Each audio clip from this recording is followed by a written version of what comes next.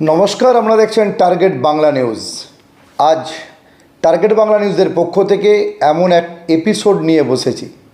আপনারা প্রত্যেকেই জানেন 2024 লোকসভা নির্বাচন ইতিমধ্যেই ঢাকে কাটি পড়ে গেছে। বিনা যুদ্ধে নাহি দেব সূচাগ্র মেদিনী, প্রতিটি রাজনৈতিক দল জল মাপতে ব্যস্ত। পিছিয়ে নেই কেন্দ্রের শাসক দল ভারতীয় জনতা পার্টি। ইতিমধ্যেই আমাদের কাছে যে খবর এসে পৌঁছেছে, অর্থাৎ টার্গেট বাংলা নিউজের কাছে যে খবর আমরা বিভিন্ন সূত্র মারফত সংগ্রহ করেছি, পশ্চিমবঙ্গের 42টা লোকসভা আসনে সম্ভাব্য প্রার্থী তালিকা কী হতে চলেছে, এটাই বহুল চর্চিত বিষয় বর্তমান সময়ে।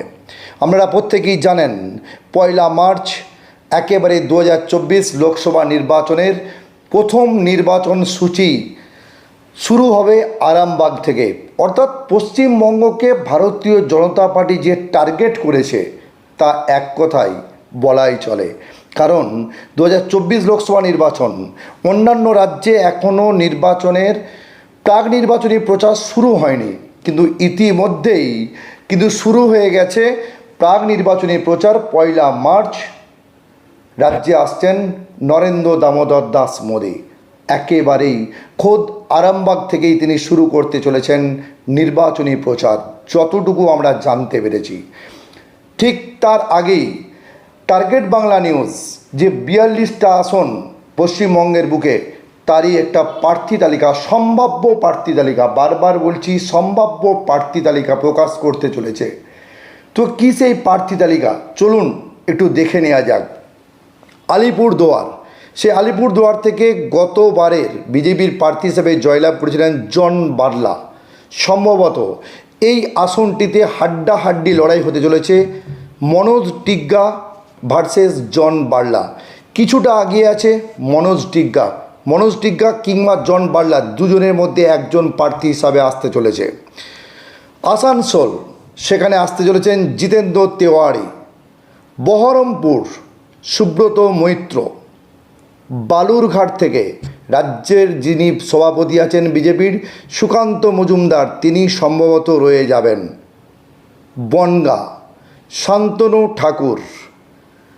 লকেট চট্টোপাধ্যায়, যিনি হুগলি থেকে প্রার্থী হয়ে জয়লাভ করেছিলেন, সেই লকেটকে নিয়ে যাওয়া হচ্ছে সম্ভবত বাঁকুড়াতে, অর্থাৎ বাঁকুড়া থেকে প্রার্থী হতে পারেন লকেট চট্টোপাধ্যায়। বারাসত আপনারা প্রত্যেকেই জানেন, হয়তো টিভির পর্দাতেও দেখেছেন, একজন রাজনৈতিক বিশ্লেষক বিমল শঙ্কর নন্দ, অধ্যাপক মানুষ, তিনি হয়তো বারাসতে বিজেপির প্রার্থী হতে পারেন। বর্ধমান পূর্ব থেকে প্রার্থী হতে পারেন পরেশচন্দ্র দাস কিংবা বলরাম ব্যাপারী। বর্ধমান পূর্ব থেকে প্রার্থী হতে পারেন পরেশচন্দ্র দাস কিংবা বলরাম ব্যাপারী, দুজনের মধ্যে হাড্ডাহাড্ডি লড়াই। ব্যারাকপুর থেকে জয়লাভ করেছিল অর্জুন সিংহ, তিনি তারপর চলে যান তৃণমূল কংগ্রেসে। সেই ব্যারাকপুর, যাকে শিল্পাঞ্চল বলা হয়, সেখান থেকে প্রার্থী হতে পারেন ফাল্গুনী পাত্র। ইতিমধ্যে আরও একটি নাম আমাদের কাছে এসে পৌঁছেছে, মাত্র কয়েক ঘন্টা আগেই কংগ্রেস ত্যাগ করেছেন কৌস্তব বাগচি। অর্থাৎ কৌস্তব বাগচি, যিনি অ্যাডভোকেট, তাকেও ভাবা হচ্ছে এই ব্যারাকপুর থেকে, অর্জুন সিং যেখান থেকে জয়লাভ করেছিলেন। বসিরহাট, যেটা ছিল নুসরাত জাহানের কেন্দ্র, যেখান থেকে নুসরাত জাহান জয়লাভ করেছিলেন তৃণমূল কংগ্রেস থেকে, সেই বসিরহাট থেকে প্রার্থী হতে পারেন নাজিয়া ইলাহি খান কিংবা চিত্রা অভিনেতা জয় ব্যানার্জি। দুজনের মধ্যে যে কেউ প্রার্থী হতে পারেন বসিরহাট থেকে। বীরভূম থেকে প্রার্থী হতে পারেন জগন্নাথ চ্যাটার্জি কিংবা দুধকুমার মণ্ডল। জগন্নাথ চ্যাটার্জি অথবা দুধকুমার মণ্ডল, যে কোনো একজন প্রার্থী হতে পারেন বীরভূম থেকে। বিষ্ণুপুরকে নিয়ে মানুষের অনেক একটা দোদুল্যমানতা আছে। বিষ্ণুপুর থেকে বিজেপির জয়লাভ করেছিলেন সৌমিত্র খাঁ থেকে যেতে পারেন যদি তার প্রাক্তন স্ত্রী সুজাতা মণ্ডল প্রার্থী না হন।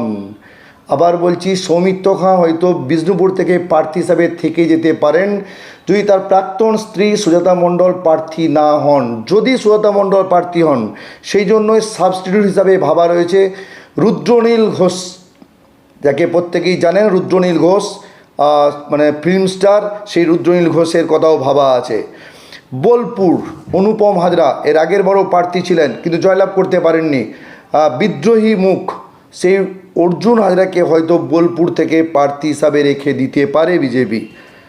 বর্ধমান দুর্গাপুর থেকে প্রার্থী হিসাবে এগিয়ে আছেন অগ্নিমিত্রা পল। বর্ধমান দুর্গাপুর থেকে প্রার্থী হিসাবে এগিয়ে আছেন অগ্নিমিত্রা পল। নইলে সাবস্টিটিউট হিসাবে নাম আছে কেয়া ঘোষ। দুজনের মধ্যে যে কেউ প্রার্থী হতে পারে, যে কারো শিখে ছিঁড়তে পারে। কোচবিহার থেকে যিনি বর্তমানে স্বরাষ্ট্র দপ্তরের প্রতিমন্ত্রী নিশীথ প্রামাণিক, তিনি ছিলেন, জয়লাভ করেছিলেন। কোচবিহার থেকে নিশীথ প্রামাণিকই রয়ে যেতে পারেন। দার্জিলিং, এই আসনটি নিয়ে কম বেশি বহুল চর্চিত ব্যাপার, কারণ দার্জিলিং থেকে বিগত দিনে আমরা দেখেছি 3টে টার্মে বিজেপি 3বার 3 রকম প্রার্থী করেছিলেন। সেই দার্জিলিং থেকে হয়তো এরপর সম্ভাব্য ঘরোয়া মানুষ হিসাবে আসতে পারেন হর্ষবর্ধন সিংলা, কিংবা গতবারের জয়লাভ করা প্রার্থী রাজু বিস্তাও থেকে যেতে পারেন। ডায়মন্ড হারবার, অভিষেক ব্যানার্জি ডায়মন্ড হারবার, সেই ডায়মন্ড হারবারে অভিষেক বন্দ্যোপাধ্যায়ের বিপরীতে দাঁড়াতে চলেছেন রাজ্যের মুখ্যমন্ত্রী মমতা বন্দ্যোপাধ্যায়ের এক সময়ের ছায়াসঙ্গী সোনালী গুহকে বিজেপি প্রার্থী করছে অভিষেক বন্দ্যোপাধ্যায়ের কেন্দ্র থেকে, অর্থাৎ ডায়মন্ড হারবার থেকে। দমদম থেকে প্রার্থী হতে পারেন সৌরভ সিকদার কিংবা শিলভদ্র দত্ত। ঘাটাল থেকে প্রার্থী হিসাবে এগিয়ে আছেন ভারতী ঘোষ কিংবা হিরণ চ্যাটার্জি। ভারতী ঘোষ সেই আইপিএস অফিসার, হিরণ চট্টোপাধ্যায় একেবারে ফিল্ম স্টার। হুগলিতে লকেট চট্টোপাধ্যায় জয়লাভ করেছিলেন, সেই হুগলি থেকে আনা হচ্ছে আইনজীবী অ্যাডভোকেট প্রিয়াঙ্কা টিব্রিয়ালকে। হাওড়া থেকে প্রার্থী হতে পারেন ফিল্ম স্টার অঞ্জনা বসু।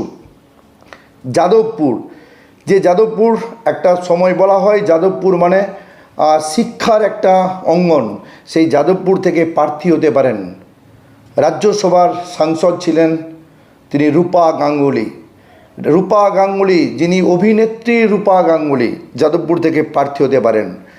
জলপাইগুড়ি থেকে প্রার্থী হতে পারেন, আপনারা জানেন যে উপনির্বাচন হয়েছিল, বিধানসভা ভোটের উপনির্বাচন, সেই উপনির্বাচনে একেবারে কম মার্জিনে পরাজিত হয়েছিলেন সেনা জওয়ানের স্ত্রী তাপসী রায়। সেই জলপাইগুড়ি থেকে প্রার্থী হতে পারেন সেনা জওয়ানের স্ত্রী তাপসী রায়। জঙ্গিপুর থেকে প্রার্থী হতে পারেন একেবারে লড়াকু নেত্রী, সংখ্যালঘু সম্প্রদায়ের মুখ মাফুজা খাতুন। জঙ্গিপুর থেকে প্রার্থী হতে পারেন মাফুজা খাতুন। ঝাড়গ্রামে যিনি জয়লাভ করেছিলেন বিজেপি থেকে কুনার হেমব্রম, তিনি সম্ভবত রয়ে যাচ্ছেন।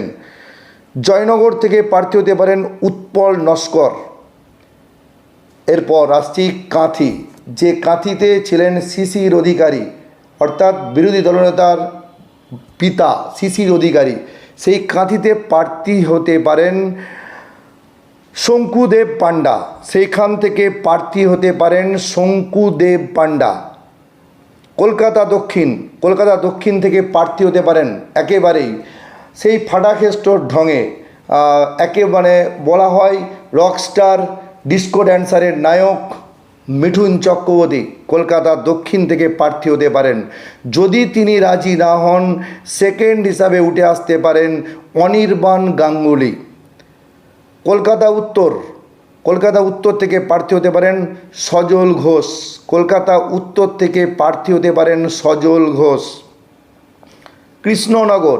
কৃষ্ণনগর থেকে প্রার্থী হিসাবে এগিয়ে আছেন সৌমেন মুখার্জি কিংবা ডাক্তার অর্চনা মজুমদার। দুজনের মধ্যে যে কেউ প্রার্থী হতে পারেন কৃষ্ণনগর থেকে।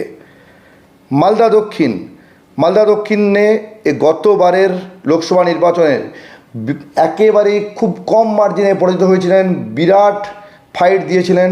সেই শিরূপা মিত্র চৌধুরীকেই আবার কলকাতা দক্ষিণের মালদা দক্ষিণে প্রার্থী করা হতে পারে।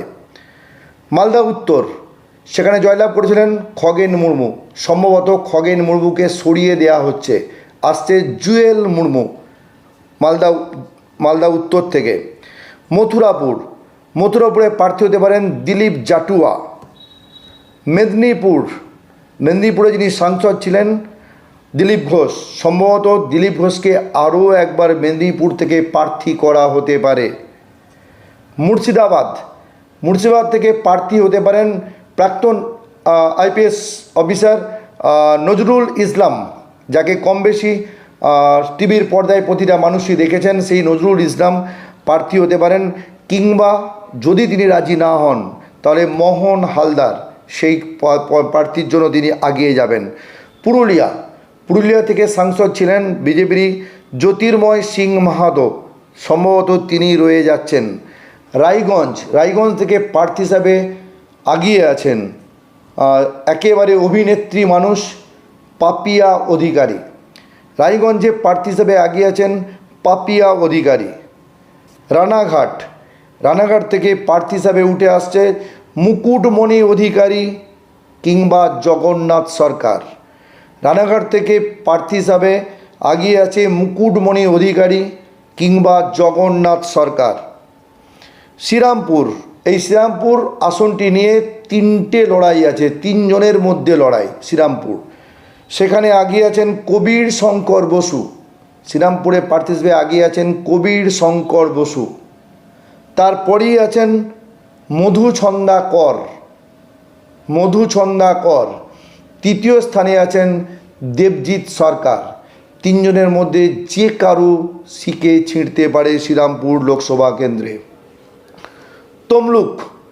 তমলুক থেকে প্রার্থী হতে পারেন, যদিও যিনি বর্তমানে সাংসদ ছিলেন দিব্যেন্দু অধিকারী, সেই দিব্যেন্দু অধিকারী তিনি হয়তো বিজেপির প্রার্থী হতে পারেন তমলুক থেকে।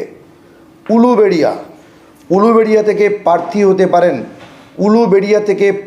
হতে পারেন শিক্ষাবিদ পদ্মশ্রী পুরস্কার প্রাপক